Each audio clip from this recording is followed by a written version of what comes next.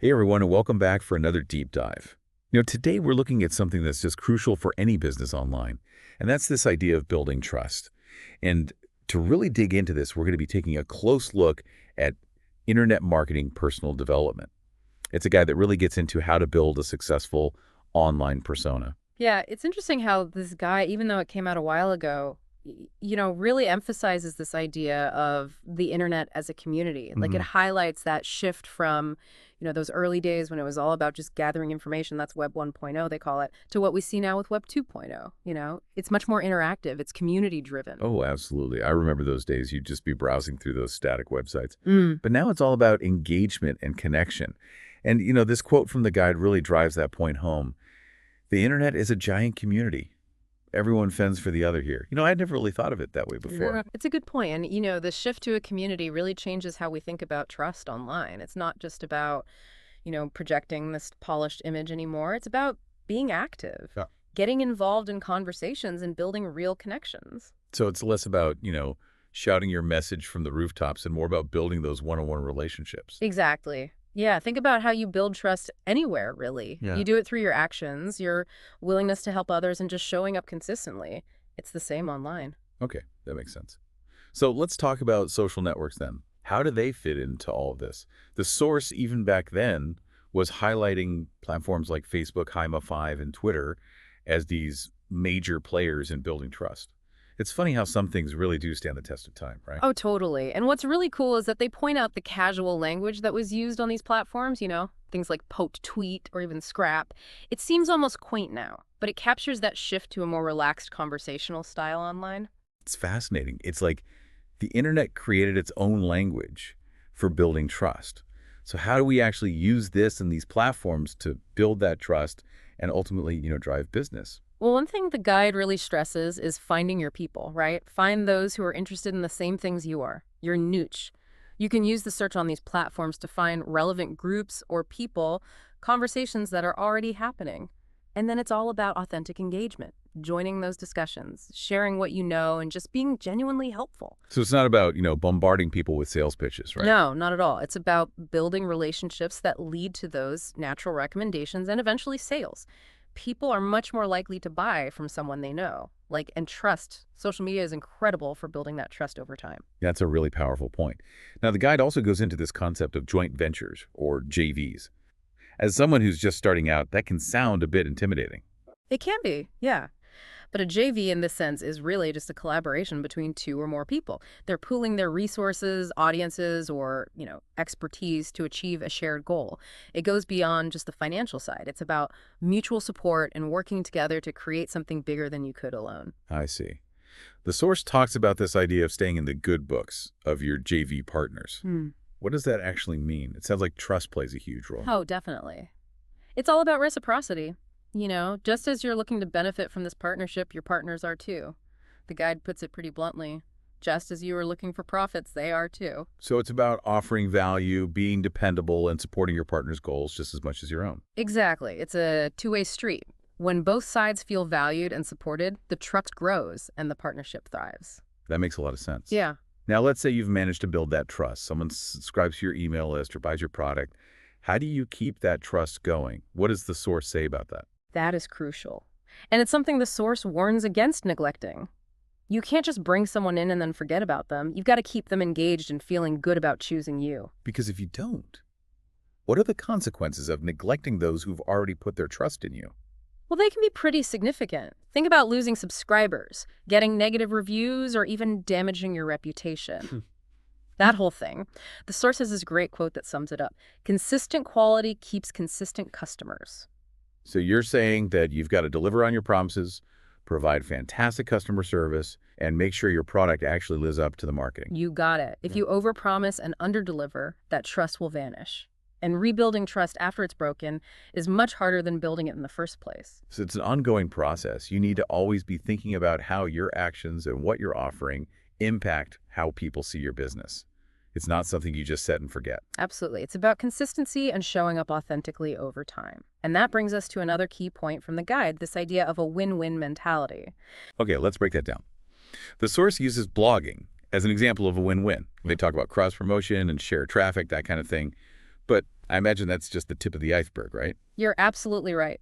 This principle applies to way more than just blogging. It's about joint ventures, discounts, even that basic relationship between a buyer and seller. The guide makes this interesting point. If you think about it, any buyer-seller relationship is a win-win situation if the product is good. Well, that makes sense on the surface. But it can't be that simple, can it? I mean, a buyer might be happy with a purchase, but the seller might feel they could have gotten a better deal.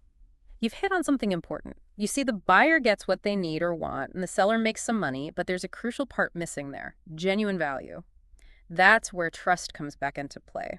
If you're only focused on making a quick buck, those short-term gains, you might sacrifice long-term customer satisfaction, and that's going to hurt you in the long run. So it's not just about making the sale. It's about creating real value for your customers.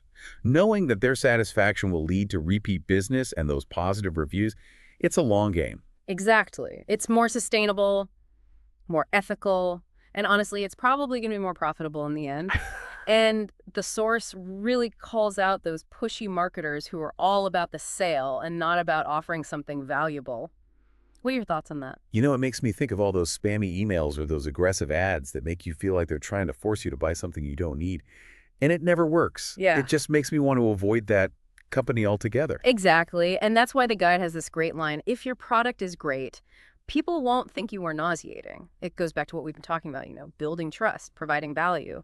If you're confident in what you offer, you don't need to resort to those pushy tactics. So a great product will basically sell itself. Mm. The focus should be on creating something amazing, not manipulating people into buying something mediocre. That's the idea.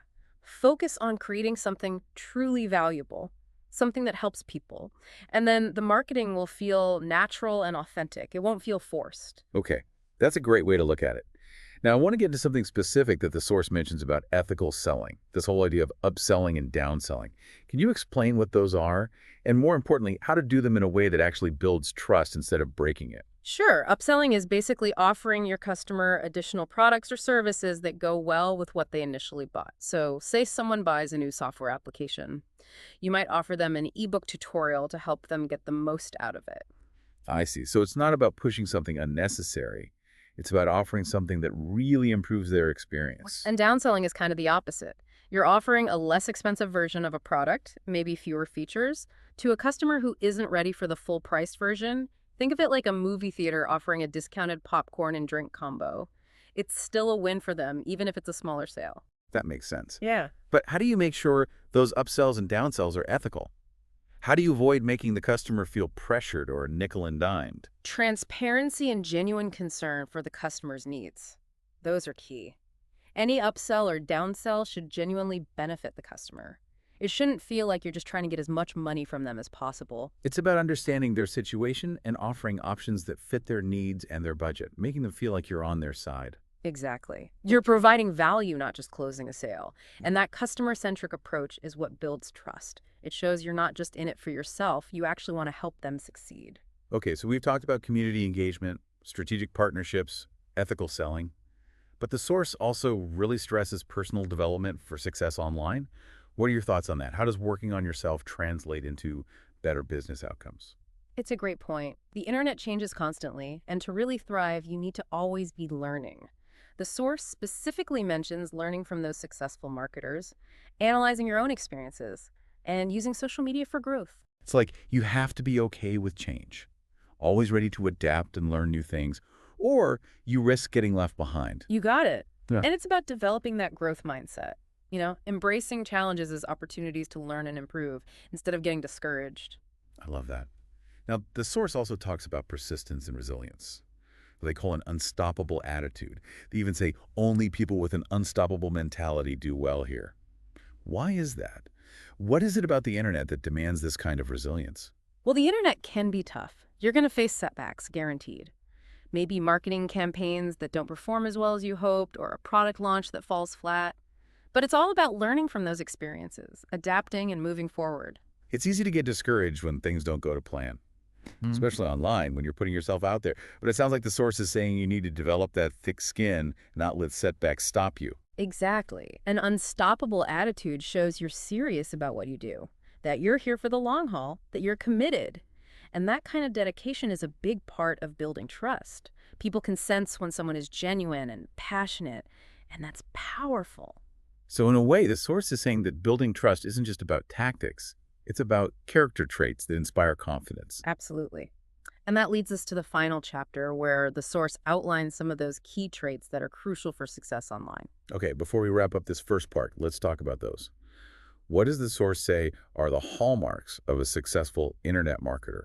What should we be focusing on if we want to build trust and really make it in the digital world? They list a whole bunch, but some of the most important are honesty, frankness, teamwork, cooperation, that unstoppable attitude we just talked about, Mm, and of course, knowledge. that's quite the list.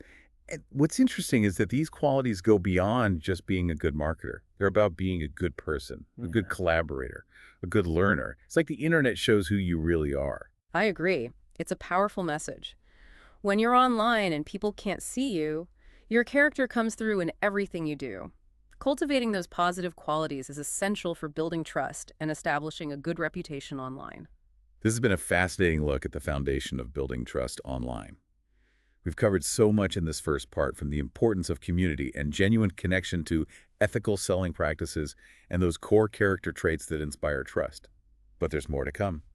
Be sure to join us for part 2, where we'll take a deeper dive into those qualities the source highlights and how you can actually develop them to build a truly trustworthy online persona.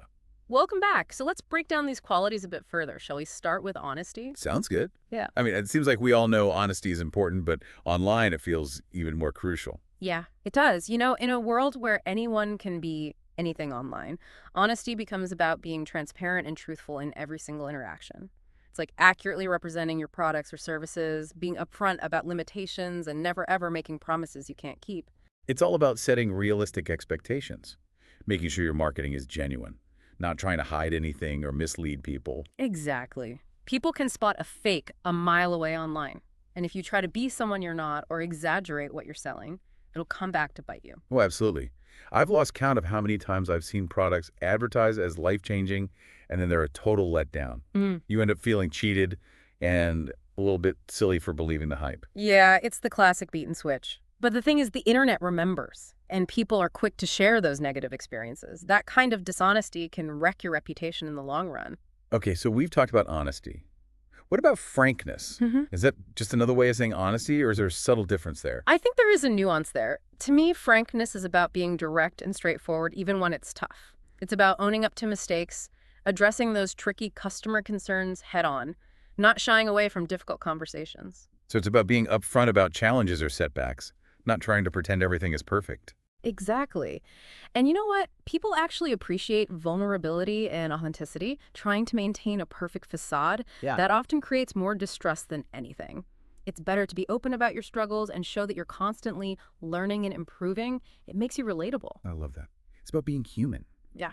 showing that you don't have all the answers, but you're willing to put in the work. Now, the source also highlights teamwork and cooperation as being essential for success online. Why are those qualities so important in a space that seems to be full of solopreneurs? You're right. There are a lot of people doing their own thing online, but the internet is also fundamentally collaborative. Think about the open source movement, online forums, even social media itself. It's all built on people coming together to share ideas and create something bigger than themselves. That's true. And the source specifically mentions joint ventures, right? We talked about those earlier. Yes, JVs are a fantastic way to reach new audiences. Pool resources, learn from each other's expertise. But they require a lot of trust and a willingness to cooperate. You need to communicate clearly, share credit fairly, and work together towards a common goal. So it's recognizing that you don't have to go it alone. Collaboration can lead to greater success for everyone involved. Precisely. And that collaborative spirit goes beyond just formal JVs.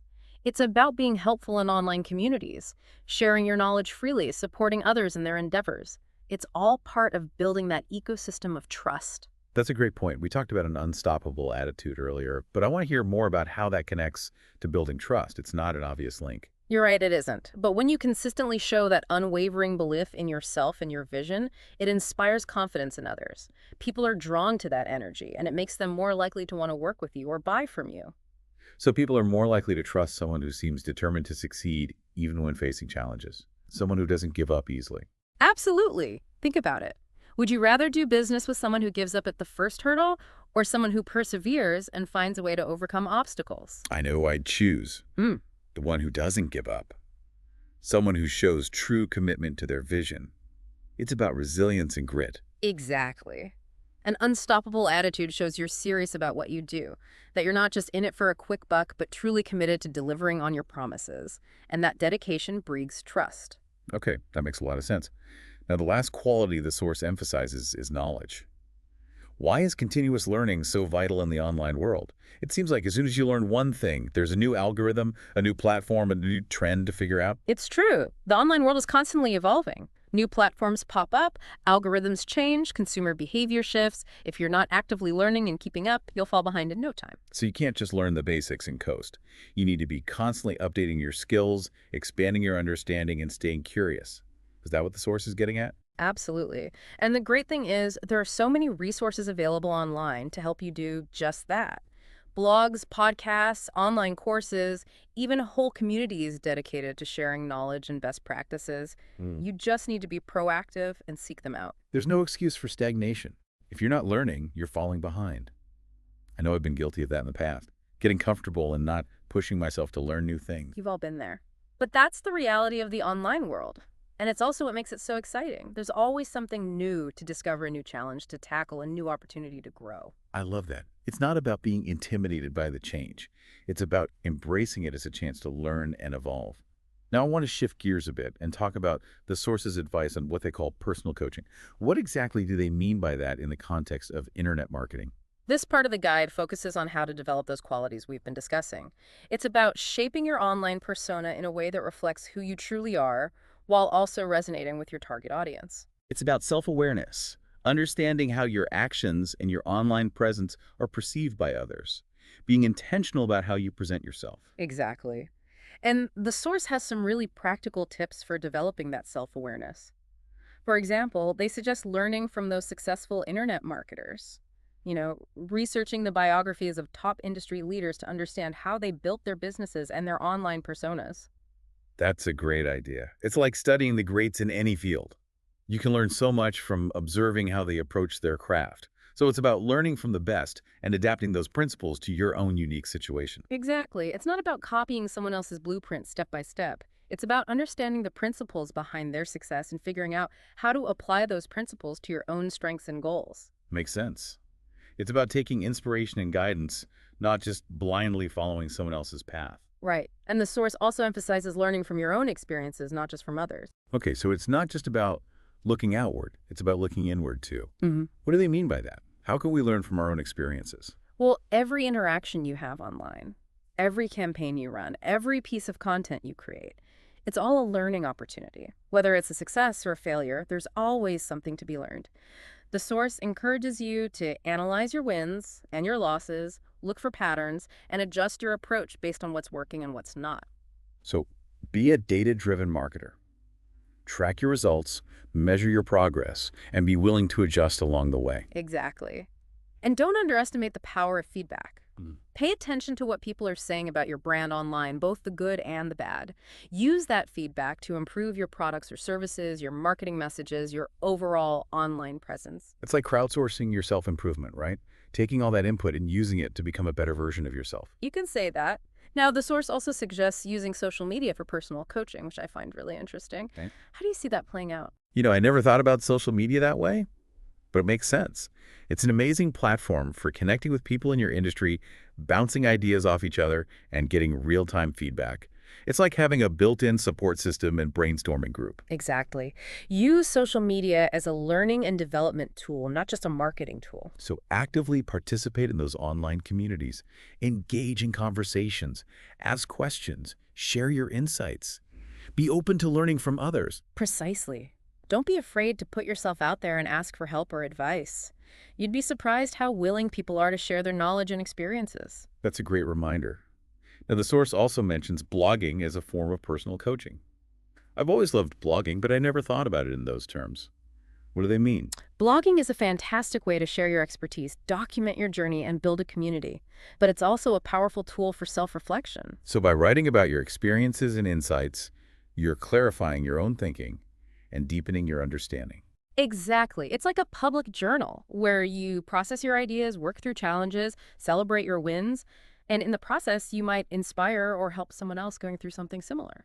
You're coaching yourself in public and potentially coaching others too. I love that. It's a beautiful cycle. Now, one final point from this section that I think is really important, the idea of associating yourself with successful people. What are your thoughts on that? I've always believed in surrounding yourself with people who inspire you and push you to grow. But how does that apply to internet marketing? The source suggests that by surrounding yourself with people who are already achieving what you want to achieve, you'll naturally elevate your thinking and behavior. It's about immersing yourself in a culture of success and learning from those who are already doing what you want to do. So find mentors, join mastermind groups, build relationships with people who are a few steps ahead of you. Exactly. Learn from their experiences, absorb their knowledge, adopt their mindset. Surround yourself with people who believe in you and will support you. It's like having a personal cheering squad and a team of advisors all in one. It's an incredible resource. And it all ties back to the importance of community and collaboration. Absolutely. Success is rarely a solo act, especially online. It's about building those relationships, supporting each other, and learning from the collective wisdom of the group. Couldn't agree more. We've covered a lot in this part, exploring those key qualities: honesty, frankness, teamwork, cooperation, an unstoppable attitude and knowledge. And we've looked at some practical strategies for developing these qualities, from studying successful marketers to using social media for learning and development. This has been a fantastic deep dive into the personal side of internet marketing, but there's still more to uncover. Join us for the final part, where we'll wrap up with some concluding thoughts from the source and discuss how to actually apply these insights to your own online endeavors. And welcome back to the final part of our deep dive into all things trust online. We've covered so much ground already, exploring those key qualities, honesty, frankness, teamwork, and that unstoppable mindset. Now let's see what final takeaways we can gather from internet marketing personal development before we wrap things up. Yeah, you know what really stood out to me in the conclusion was how much they emphasize this idea of interconnectedness in the online world.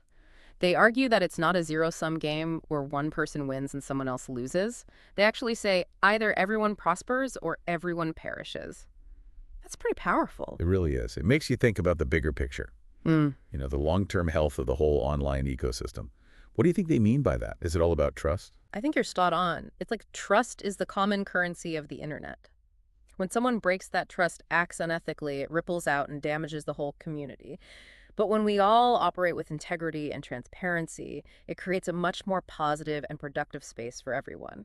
So it's this delicate balance, a responsibility we all share for creating a healthy environment online. It's not just about individual success, but the success of the entire system. Exactly. And that's why it's so important for each of us to be mindful of how we behave online, to think about how our actions, even small ones, might affect others. Are we contributing positively? Are we upholding those values of trust and respect? It's a great point that even small actions can have big ripple effects, positive or negative. Now, there's this one final thought from the source that I find really thought-provoking. They write, a lot about internet marketing depends on the way you conduct it. Your personal nature influences a significant part of your business. What are your thoughts on that? I think it perfectly sums up everything we've talked about. In the online world where first impressions matter so much and people can't always see you face to face, your character really shines through in everything you do.